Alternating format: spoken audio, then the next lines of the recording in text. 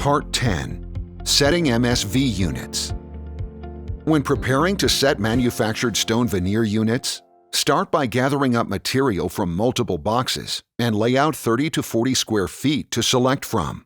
Compare this to a project mock-up and/or sample panel. Make sure your layout has represented all colors, textures, and thicknesses. For mortar selection, compare the details of your installation to the mortar recommendations provided by the National Concrete Masonry Association. Select an appropriate bonding mortar. It is very helpful to chalk lines on the bonding surface to maintain a level and plumb installation. Whether you are working from top down or bottom up, your first step is to inspect and clean the back of the stone unit to remove any dust or loose material. Periodically replenish your selection layout table to always maintain minimum of 30 to 40 square feet. Unless the setting bed mortar manufacturer advises against it, the scratch coat and stone units should be dampened with clean water. You want both to look saturated, but not shiny with free surface water. Let us look at the different options for setting bed mortar application. Option 1 would be to trowel setting bed mortar onto a few square feet of the prepared surface. The amount applied will vary based on weather and skill level. Do not apply more than you can cover before mortar skins over. Then apply a thin back butter of mortar to the entire back of the stone.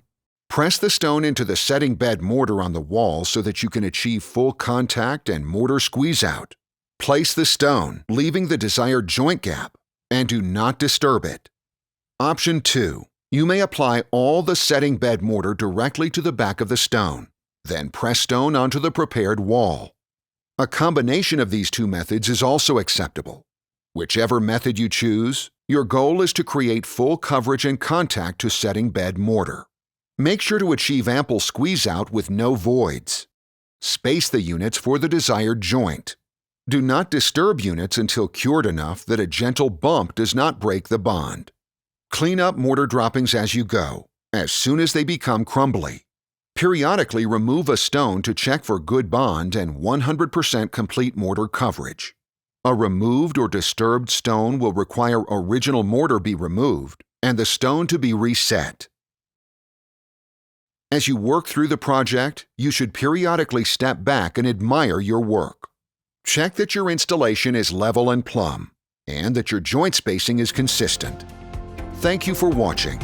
Please view the other videos in this series for additional installation techniques and tips.